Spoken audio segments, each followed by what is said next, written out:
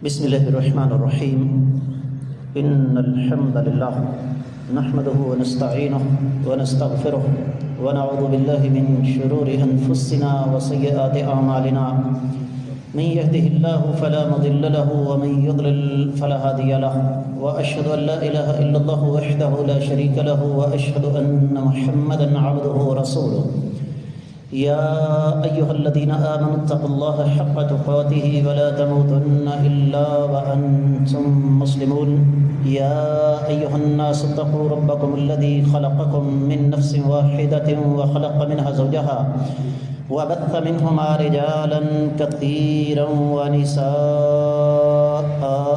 واتقوا الله الذي تساءلون به والأرحام إن الله كان عليكم رقيبا يا أيها الذين آمنوا اتقوا الله وقولوا قولا سديدا يصلح لكم أعمالكم ويغفر لكم ذنوبكم ومن يطع الله ورسوله فقد فاز فوزا عظيما أما بعد فإن خير الحديث كتاب الله وخير الهدي هدي محمد صلى الله عليه وسلم وشر الأمور محدثاتها وكل محدثة بدعة وكل بدعة ضلالة وكل ضلالة في النار.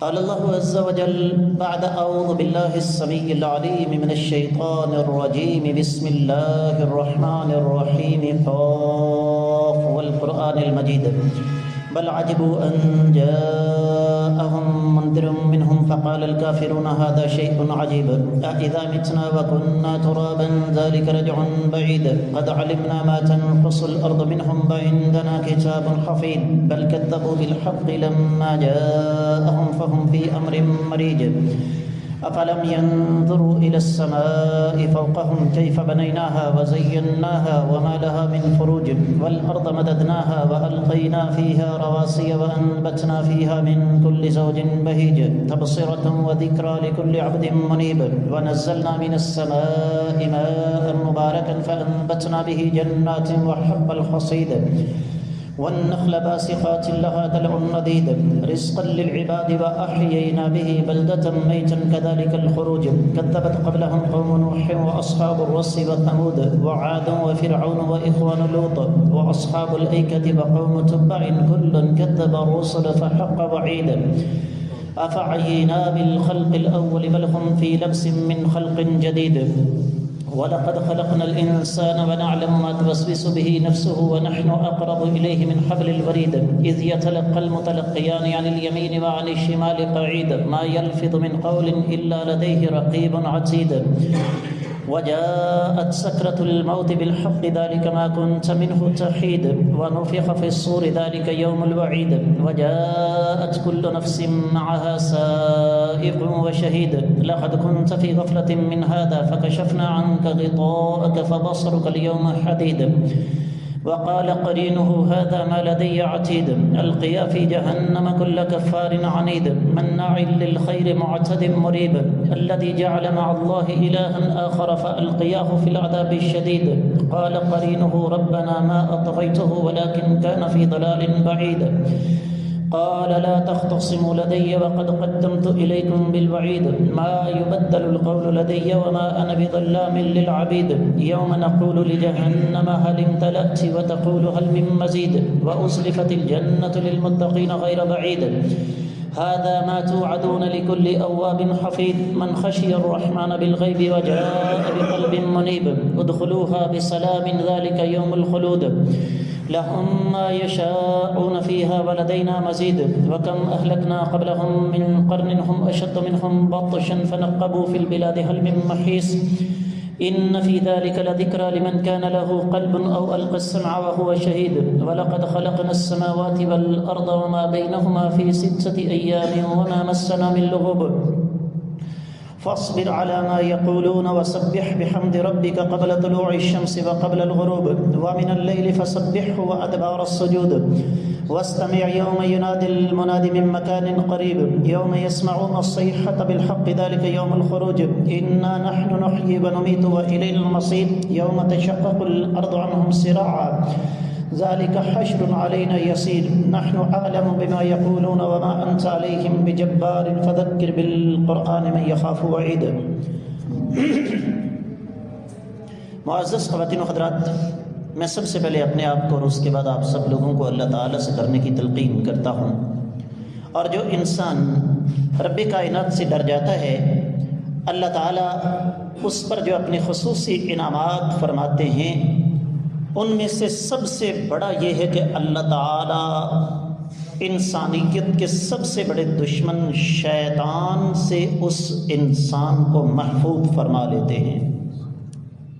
آج 13 جمادی الاولیٰ 1446 ہجری 15 نومبر 2024 عیسوی ہے، اور ہمارا آج کا موضوع ہمارے گھروں میں موجود شیطان کے کچھ ہتھیار۔ حسب معمول آپ کو بتا دوں کہ اس موضوع کے انتخاب کی وجہ کیا ہے۔ یقیناً جب مجھے اور آپ کو اس بات کا پتہ چل جائے گا کہ میرے گھر میں موجود فلاں چیز یہ شیطان کا ہتھیار ہے، تو ہم اس شیطانی ہتھیار کو اپنے گھر سے باہر نکالنے کی پوری کوشش کریں گے۔ معمول کے مطابق نقطوں کی شکل میں بات ہوگی۔ شیطان کا سب سے بڑا ہتھیار جو ہمارے گھروں کے اندر موجود ہے وہ میڈیا ہے، اور میڈیا میں بہت کچھ آ جاتا ہے۔ پرنٹ میڈیا کہہ لیں، الیکٹرانک میڈیا کہہ لیں، کیمرے والا موبائل کہہ لیں، گھروں میں موجود کیبل کہہ لیں، یہ تمام کے تمام شیطانی ہتھیار ہیں۔ چونکہ ہماری تربیت ہی اس نہج پر ہوئی ہے کہ ہم اپنی غلطی تسلیم کرنے سے انکار کرتے ہیں، لہذا ہمارے پاس ان چیزوں کو جائز اور درست قرار دینے کے لیے بہت سارے عذر، جن کو انگریزی میں لیم ایکسکیوزز کہتے ہیں، وہ موجود ہیں۔ اور جی ہم نے خبریں سننا ہوتی ہیں۔ اب خبروں میں کیا ہے؟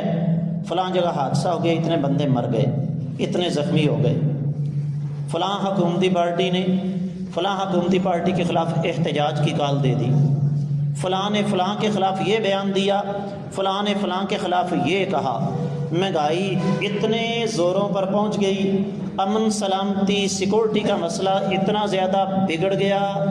یعنی کوئی ایسی خبر جس سے مجھے اور آپ کو دلی اطمینان ہو وہ ہمیں سننے کو نہیں ملتی۔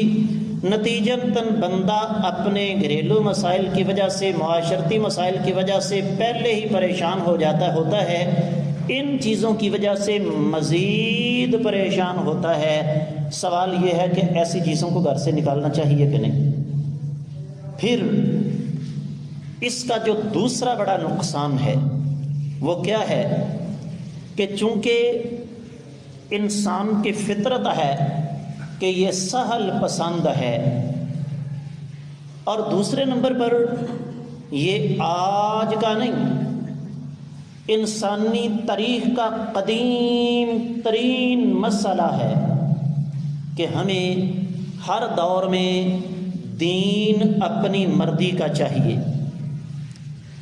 میں چونکہ دین کا ایک طالب علم ہوں، اس لیے کتب تفاسیر کا مطالعہ کرتے ہوئے یہ بات میں نے بدرجہ اتم محسوس کی کہ سابقہ اقوام کے اندر بھی ہمارے والی بیماری تھی۔ انہوں نے نبیوں کی مخالفت کس وجہ سے کی؟ بنیادی وجہ یہی تھی کہ جو کچھ ہم کر رہے ہیں تم اسے غلط کیوں قرار دیتے ہو؟ اب میرا کوئی بھائی چل کر میرے پاس آئے گا، کوئی بیٹا چل کر میرے پاس آئے گا، مجھ سے سوال کرے گا، مسئلہ پوچھے گا، تو یہ ضروری نہیں کہ اس کو اس کی پسند کا جواب ملے، اس کو میں اس کی پسند کا مسئلہ بتاؤں۔ لیکن میڈیا پر، خصوصی طور پر الیکٹرانک میڈیا پر چن چن کر ایسے لوگوں کو بٹھایا جاتا ہے جو عوام کی سوچ، فکر اور رائے کے مطابق ان کو فتوے دیتے ہیں۔ تازہ ترین شگوفہ، میں نام نہیں کسی کا لیتا، ایک ہستی ہے پاکستان میں، تو خیر ان کی جرت نہیں کہ وہ آ کر بیٹھ سکیں، حالانکہ وہ پاکستانی ہیں، کیونکہ ان کو پتہ ہے کہ پاکستانی قوم جو مرضی ہو جائے دین کے معاملے میں غیرت ان کو آ ہی جاتی ہے۔ بیرون ملک بیٹھ کر وہ اپنی فتنہ سازی پھیلا رہا ہے۔ تازہ ترین اس کا فتویٰ یہ ہے کہ ذاتی طور پر، پرسنلی طور پر، نجی طور پر کسی کو نماز جمعہ کا اہتمام کرنے کی اجازت دی نہیں۔ یہ کام حکومت کا ہے۔ اور میرے کچھ طلباء اس بات کا جائزہ لینے کے لیے پاکستان میں موجود اس کے سینٹر پر گئے، انہوں نے کہا جی وہاں جمعہ نہیں ہوا۔ انہوں نے زور کی نماز پڑھی ہے، کہتے ہیں کہ جب تک سرکاری حکم نامہ نہیں آئے گا، جب تک آفیشل آرڈر نہیں آئے گا، ہم جمعہ پڑھیں گے ہی نہیں۔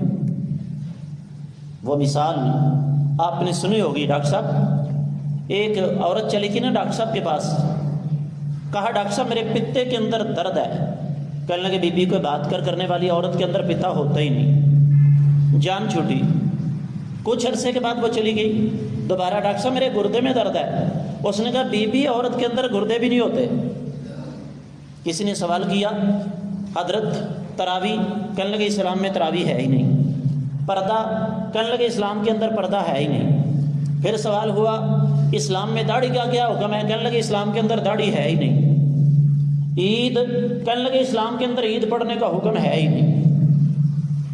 تو یہ جو شیطان ہم نے اپنے گھروں کے اندر داخل کر رکھے ہیں، بظاہر خبریں سننے کے نام پر اور بظاہر دنیا کے حالات سے آگاہی کے نام پر، یہ ہمیں کس لیول کا دین سکھا رہے ہیں، کس طرح کا دین سکھا رہے ہیں، اس کی ایک ہلکی سی جھلک میں نے آپ کو دکھا دی۔ اب آئیے ذرا دوسرے پہلو کی طرف۔ کائنات کے امام صلی اللہ علیہ وآلہ وسلم کا فرمان، فرمایا لا تدخل الملائکۃ بیتا فیہ کلب او سورہ، جس گھر میں کتا ہو اور تصویر ہو، اس گھر کے اندر اللہ تعالیٰ کی رحمت کے فرشتے کبھی داخل نہیں ہوتے۔ اور ایک حدیث میں ہے جس گھر میں بت بڑے فخر سے لے کر آتے ہیں نا، آپ نے دیکھا ہوگا بڑی بڑی کوٹھیوں کے باہر بلیوں کے، گھوڑوں کے بت بنے ہوتے ہیں، فرمایا جس گھر کے اندر بت اور کتا ہو وہاں پر اللہ کی رحمت کے فرشتے داخل نہیں ہوتے۔ صحیح حدیث میں آتا ہے کچھ عرصہ گزرا، جبریل امین نے آقا علیہ الصلوۃ والسلام سے وعدہ فرمایا کہ میں آپ کی خدمت میں حاضری دوں گا، لیکن وقت گزر گیا، جبریل امین حاضر نہیں ہوئے، یہاں تک کہ نبی رحمت صلی اللہ علیہ وسلم پریشان ہو گئے۔ آپ علیہ الصلوۃ والسلام اسی پریشانی کے عالم میں گھر سے باہر نکلے، دیکھا کہ جبریل امین کھڑے ہیں، شکایت کی تم نے وعدہ کیا تھا آئے نہیں۔ فرمایا اللہ کے رسول صلی اللہ علیہ وآلہ وسلم اپنی چارپائی کے نیچے دیکھیے ایک پلہ بیٹھا ہوا ہے، جس گھر کے اندر کتے اور تصاویر ہوں ہم اس گھر میں داخل نہیں ہوا کرتے۔ تو یہ شیطان کا سب سے بڑا ہتھیار ہے۔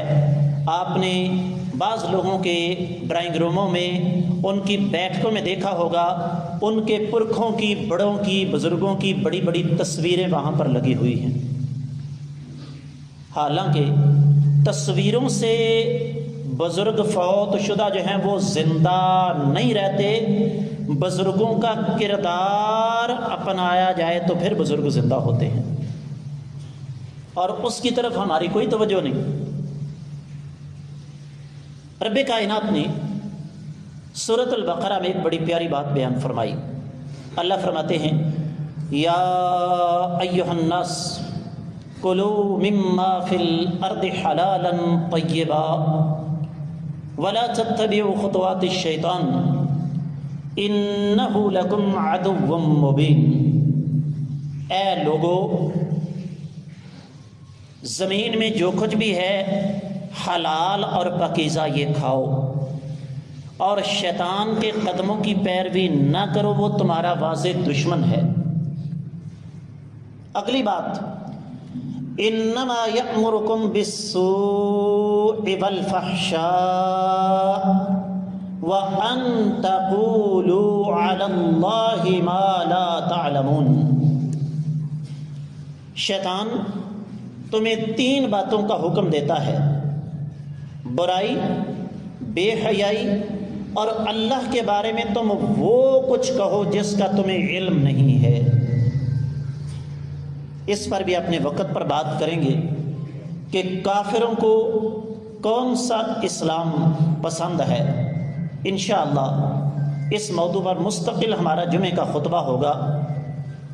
دراصل میڈیا کے ذریعے ہمیں وہ اسلام دیا جا رہا ہے جس کو کافر پسند کرے، اور جس اسلام کو کافر پسند کرتا ہے وہ اسلام اللہ کے ہاں قابل قبول۔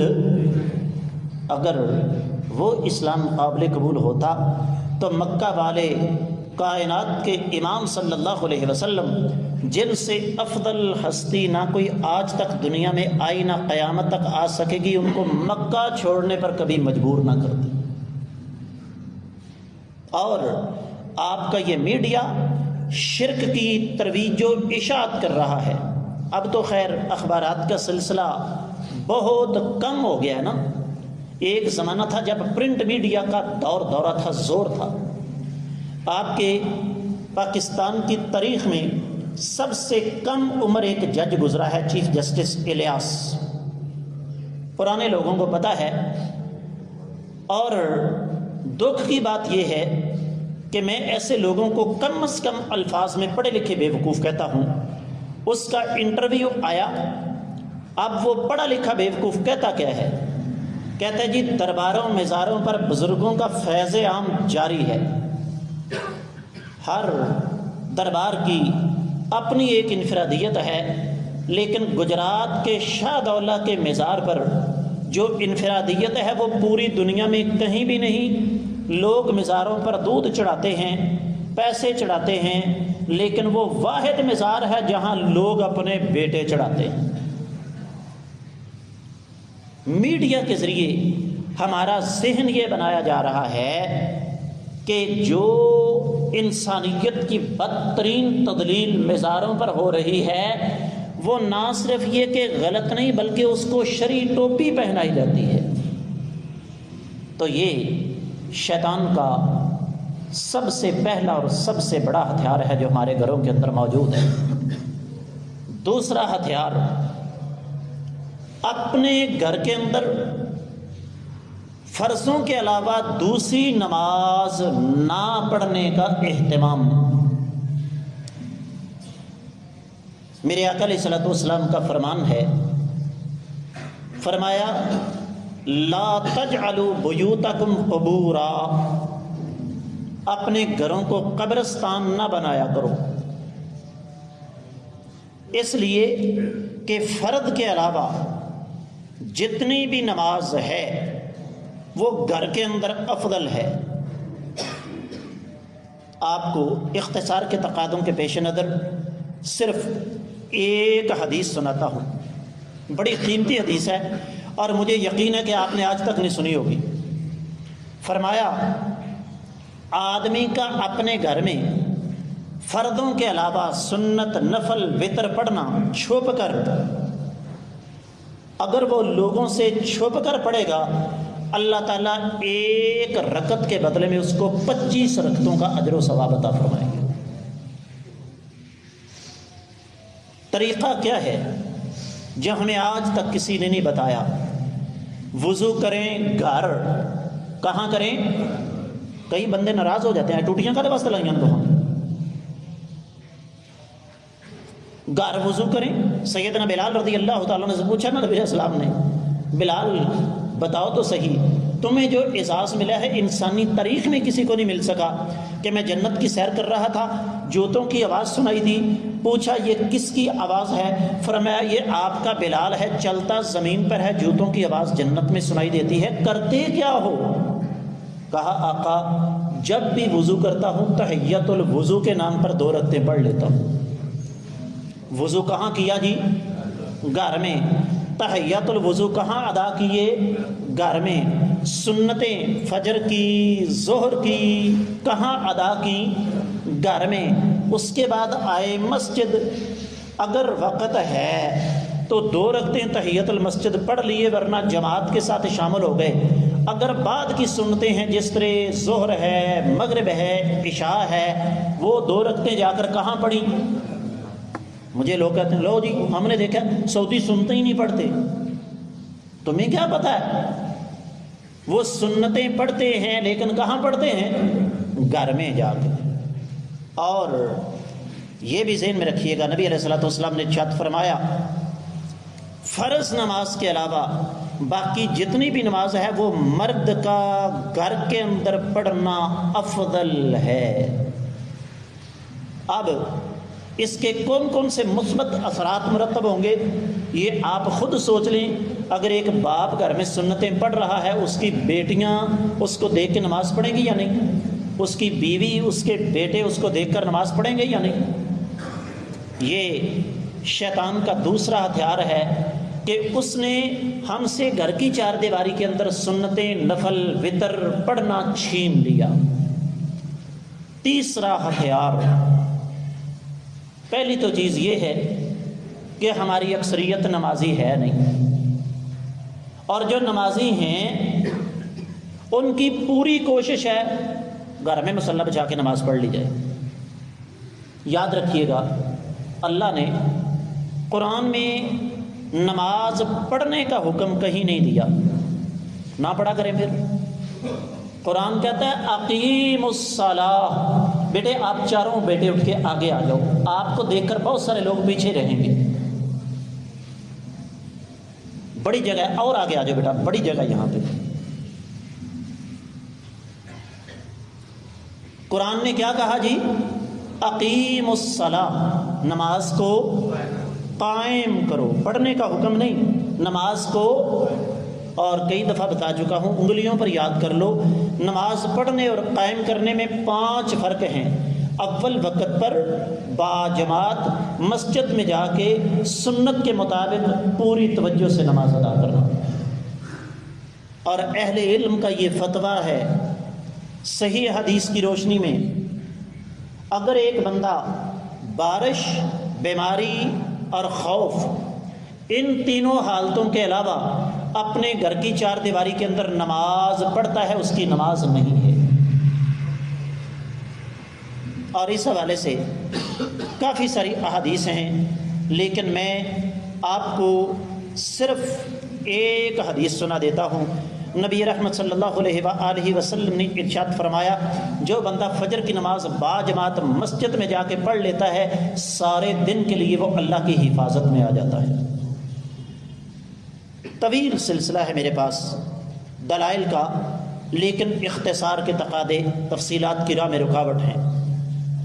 شیطان کا چوتھا ہتھیار، شیطان نے ہمیں موبائل پکڑا دیا اور اس کی جگہ گھر کی 4 دیواری میں ہم سے قرآن کی تلاوت کرنا چھین لیا. ہمیں اپنا بچپن یاد ہے، ہماری نانیاں، دادیاں، مائیں بے شک مجہول پڑھتی تھیں، زبر زیر کی غلطی ہوتی تھی، لیکن صبح صبح فجر کے بعد ہر گھر سے آواز آتی تھی کس چیز کی؟ اور یاد رکھیے جب قرآن کی تلاوت گھر میں نہیں ہوگی تو پھر وہی معاملہ پیش آئے گا. سورۃ الفرقان ہے، 30ویں آیت مبارکہ ہے، وقال الرسول یا رب ان قوم اتخذوا هذا القرآن مہجورا. قیامت کے روز کائنات کے امام صلی اللہ علیہ وسلم اللہ کی بارگاہ میں مقدمہ دائر کریں گے، یا اللہ میری قوم نے قرآن کو چھوڑ دیا تھا. اب یہ ایک الگ موضوع ہے، اس پر انشاءاللہ کسی وقت مستقل جمعے کا خطبہ ہوگا کہ قرآن سے شفا کیسے حاصل ہو سکتی ہے۔ شیطان کا 5واں ہتھیار گھر کی چار دیواری میں موجود کتے، بڑا سخت لفظ استعمال کروں گا لیکن ہے یہ حقیقت۔ کیا صبح صبح آپ اگر سیر کرنے کے لیے دیکھیں تو بہت سارے لوگ آپ کو ملیں گے جن کو فجر کی نماز نصیب نہیں لیکن کتے کو پابندی کے ساتھ سیر کروا رہے ہوں گے۔ یاد رکھیے اللہ کے رسول صلی اللہ علیہ وآلہ وسلم نے اس حوالے سے سختی فرمائی ہے۔ فرمایا جس شخص نے کتا پالا نہ رکھوالی کے لیے، نہ شکار کے لیے، نہ جانور چرانے کے لیے، نہ اپنی کھیتی کی حفاظت کے لیے، فرمایا رب کائنات اس کے اجر میں مسلسل کمی کرتے چلے جاتے ہیں، چاہے وہ نمازی، حاجی، زکوٰۃ، روزہ رکھنے والا کیوں نہ ہو۔ یہ بھی شیطان کا ایک ہتھیار ہے، اور یہ سلسلہ آیا کہاں سے میں اور آپ اچھی طرح جانتے ہیں کہ یہ وہاں سے آیا ہے جہاں بچے بیبی کیئر پر ہوتے ہیں، بچہ گاڑی پر ہوتا ہے اور کتا کہاں ہوتا ہے جی؟ گود میں ہوتا ہے۔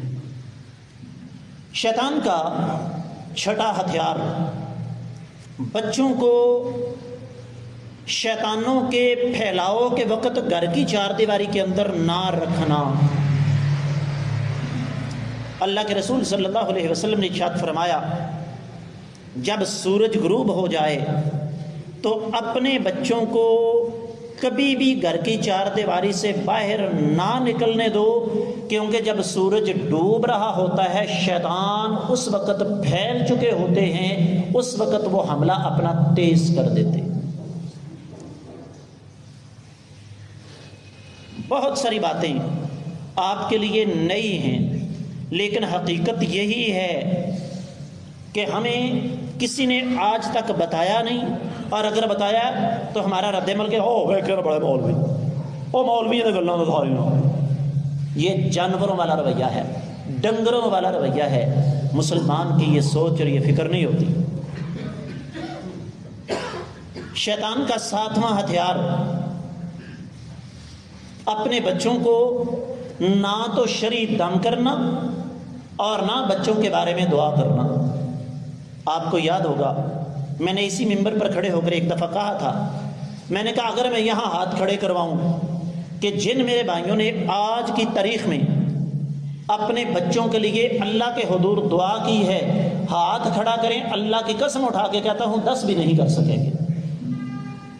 میرے آقا علیہ الصلوۃ والسلام سیدنا حسن اور سیدنا حسین رضی اللہ تعالی عنہما کو باقاعدہ دم کیا کرتے تھے۔ اعیدکما بکلمات اللہ التامات من کل شیطان وہامہ ومن کل عین لامہ۔ فرمایا پترو یہ وہ دم ہے جو سیدنا ابراہیم علیہ السلام، سیدنا اسماعیل اور سیدنا اسحاق علیہ السلام پر کیا کرتے تھے۔ وہ جی بچہ بگڑ گیا استاد جی، اس کی طبیعت نہیں ٹھیک ہوتی، ہر وقت بیمار ہی رہتا ہے، سارے کے سارے ٹیسٹ بھی ٹھیک ہیں۔ شیطان کا 8واں ہتھیار رات کو برتنوں کو نہ ڈانپنا، شام کے وقت دروازوں کو بند نہ کرنا، اور بتیاں گل نہ کرنا۔ کائنات کے امام صلی اللہ علیہ وسلم نے ارشاد فرمایا جب رات ہو جائے دروازے بند کر دو، اللہ کا نام لو، شیطان بند دروازہ نہیں کھولتا، برتنوں کو ڈانپ دو، ان پر اللہ کا نام لو اور اپنے چراغ بجھا دیا کرو۔ آج میں نے شیطان کے 8 ہتھیار آپ کے سامنے رکھے جو ہمارے گھروں کی چار دیواری کے اندر موجود ہیں۔ اگر ہم ان کا بندوبست کر لیں اللہ کے فضل و کرم سے ہم شیطان کے شر سے بچ سکتے ہیں۔ اللہ کی بارگاہ دعا ہے رب کائنات ہمیں بچنے کی توفیق عطا فرمائے۔ اقول قولی ھذا وآخر دعوانا ان الحمد للہ رب العالمین۔